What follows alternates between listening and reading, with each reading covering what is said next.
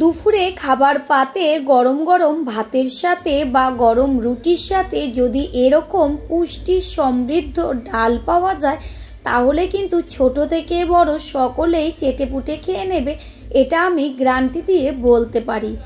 এত টেস্টি হয় খেতে, যখনই সজনে পাতা চোখে পড়বে তখনই কিন্তু এই ডালের কথাই প্রথমে মনে পড়বে। নমস্কার বন্ধুরা, শ্বশুর বৌমা রান্নাঘর অ্যান্ড ব্লগ চ্যানেলে সকলকে স্বাগত। তাহলে কি করে রেসিপিটি তৈরি করব সেটাই দেখে নেওয়া যাক। রেসিপিটি তৈরি করার জন্য সবার প্রথমেই এইখানে একদম কচি কচি সজনে শাক নিয়েছি আর ডাল সমেত আছে। এবার ডাল থেকে পাতাগুলোকে ছাড়িয়ে নেব। ডালের থেকে সমস্ত পাতাগুলো আস্তে আস্তে ছাড়িয়ে নেব। আর এই ডালটা তৈরি করার জন্য পাতার পরিমাণটা কিন্তু একটু বেশি নিলেই বেশি টেস্টি হবে, সেই কারণে এইখানে কিন্তু অনেকটা পরিমাণ পাতা আমি নিয়েছি। ডালের থেকে পাতাগুলো ছাড়িয়ে নেওয়ার পর ভালো করে জল দিয়ে ধুয়ে নিয়েছি। এবার ছোট ছোট করে কেটে নেব। শাক কেটে নিয়েছি আর এই দিকে নিয়েছি মুগের ডাল। এইখানে আমি 150 গ্রাম মুগের ডাল ব্যবহার করেছি। গ্যাসের ওভেনে কড়াই বসিয়ে কড়াইটা গরম করে নিয়ে তারপর দিয়ে দিয়েছি মুগের ডাল।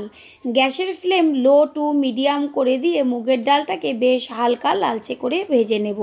আর যখন ভাজার পরে সুন্দর একটা গন্ধ বেরোবে তখন ডালটাকে নামিয়ে নেব।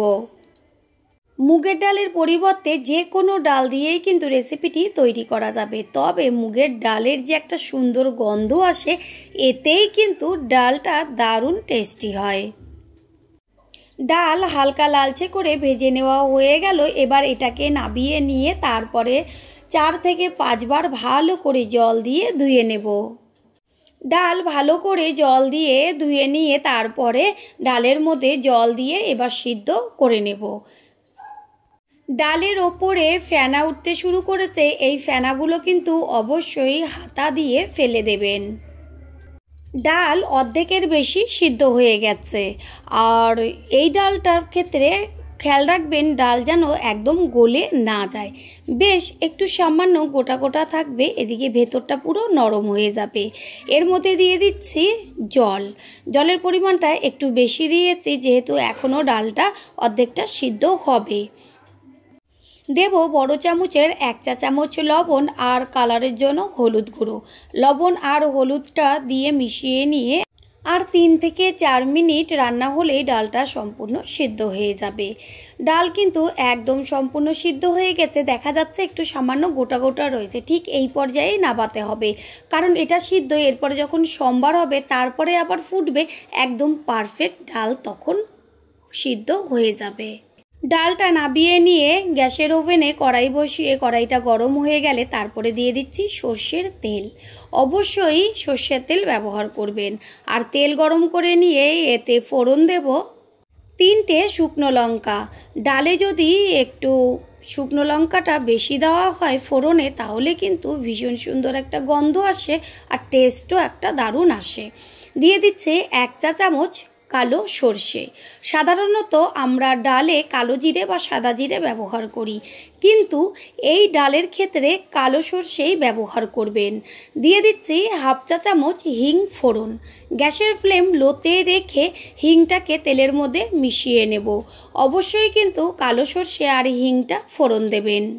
ফোড়নের থেকে সুন্দর গন্ধ বেরোলে এইখানে দিয়ে দিয়েছি থেতো করে নেওয়া রসুন। এইখানে 7 থেকে 8টা বড় সাইজের রসুনের কোয়া আমি এইখানে একদম ছোট ছোট টুকরো করে নিয়েছি।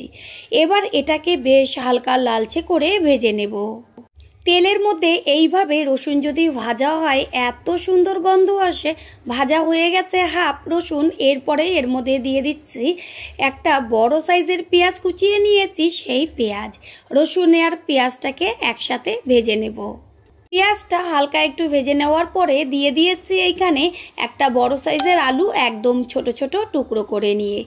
আলুটা দিলে কি হবে, ডালটা একটু মাখা মাখা হবে আর এত সুন্দর টেস্ট হয়, অবশ্যই আলু ব্যবহার করবেন। দিয়ে দিচ্ছি লবণ আর হলুদ একদম অল্প করে, যেন মানে আলুর মধ্যে লবণটা যায়। পুরনো বন্ধুদের সবসময় আমাদের পাশে এইভাবে ভালোবেসে সাপোর্ট করার জন্য অনেক অনেক ভালোবাসা। আলু তাড়াতাড়ি সিদ্ধ হয়ে যাবার জন্য একটা ঢাকনা দিয়ে ঢেকে দেব। 2 থেকে 3 মিনিট পরেই কড়াইয়ের ঢাকনাটা সরিয়ে দিয়ে আলু পেঁয়াজের সাথে একটু উপর নিচ করে নেড়ে চেড়ে দেবো। আলু অর্ধেকের বেশি সিদ্ধ হয়ে গেছে। ঠিক এই পর্যায়ে এর মধ্যে দেব ঝালের জন্য কাঁচা লঙ্কা আর দেব যে সজনে পাতাগুলো কেটে রেখেছিলাম সেই সজনে পাতা। তারপরে সব কিছুর সাথে মিশিয়ে নিয়ে তারপর আবারও ঢাকনা দিয়ে ঢেকে দেব শাকটা বেশ ভাজা ভাজা হবার জন্য। কিছুক্ষণ বাদে ফিরে এসে কড়াইয়ের ঢাকনাটা সরিয়ে দিয়ে শাকটাকে একটু নেড়ে চেড়ে দিতে হবে। শাক কিন্তু অর্ধেকের বেশি ভাজা হয়ে গেছে, আর এই সজনে শাক ভাজতে একদমই বেশি সময় লাগে না। কতটা পরিমাণ শাক প্রথমে দিয়েছিলাম, তারপরে যখন ভাজা হয়ে গেল দেখা যাচ্ছে যে একদম কিন্তু অল্প হয়ে গেল। সেই কারণেই বারবার বলছি শাকের পরিমাণটা একটু বেশি দেবেন। এত টেস্টি হবে যেটা নাকি খাওয়ার পরেই বুঝতে পারবেন। শাক যখন দেখবেন অর্ধেকের বেশি ভাজা হয়ে গেছে, ঠিক সেই সময়ই এইখানে দিয়েছি বড় সাইজের একটা টমেটো কুচিয়ে। টমেটো দেওয়াতে ডালটার টেস্ট একদম কিন্তু অন্য মাত্রায় চলে যাবে। নতুন বন্ধুদের আমাদের চ্যানেল ভিজিট করার জন্য আন্তরিক শুভেচ্ছা। আমাদের রেসিপিগুলো যদি ভালো লেগে থাকে সাবস্ক্রাইব করে দেওয়ার অনুরোধ রইল, আর পাশে থাকা বেল আইকনে ক্লিক করলে পরবর্তী ভিডিওগুলো সবার আগে আপনাদের কাছে পৌঁছে যাবে। শাক কিন্তু একদম কমপ্লিট। এরকম শাক দিয়ে গরম গরম ভাত খেতেও কিন্তু একদম জমে যাবে। এবার ডালটা সম্বার দিয়ে দেব। ডাল যখন সম্বার দেওয়া হয় তখন কিন্তু গ্যাসের ফ্লেম একদম হাইতে রাখতে হয়। ডাল যত ভালো সম্বার হবে টেস্ট কিন্তু তত ভালো হবে। ডালটা সম্বার দেওয়ার সময় এত সুন্দর গন্ধ আসছে যেন খিদে পেয়ে যাবে। ডালে সবসময় জলের পরিমাণটা একটু বেশি দিতে হয়। গ্যাসের ফ্লেম হাই করে দিয়ে ডাল সম্বারের পর কিন্তু খুব ভালো করে ফুটিয়ে নিতে হবে। সমস্ত কিছুর ব্যালেন্সটা ঠিক রাখার জন্য দিয়ে দিচ্ছি হাফ চা চামচ চিনি। চিনিটা দিয়ে ভালো করে ডালের সাথে মিশিয়ে নিতে হবে। ডাল একদম কমপ্লিট। সবশেষে দিয়ে দিচ্ছি বড় চামচের 1 চা চামচ গাওয়া ঘি। ঘিটা দিয়ে ডালের সাথে মিশিয়ে নেব, আর তারপর গ্যাস অফ করে দিয়ে একটা ঢাকনা দিয়ে ঢেকে দেব। ডালের যেমন কালার তেমন কিন্তু টেস্ট আর গন্ধও সেই। এবার একটা পাত্রে ঢেলে নেব। তৈরি হয়ে গেল আজকের রেসিপি পুষ্টি গুণে ভরপুর সজনে পাতার ডাল। আশা করি রেসিপিটি ভালো লাগলো, আর যদি ভালো লেগে থাকে একটা লাইক কমেন্ট পারলে একটা শেয়ার করে অবশ্যই জানাবেন। আপনাদের দেওয়া একটা লাইক ও একটা শেয়ার কিন্তু আমাদের কাছে অনেক অনেক গুরুত্বপূর্ণ, তাই প্লিজ কেউ লাইক ও শেয়ার করতে একদমই ভুলবেন না।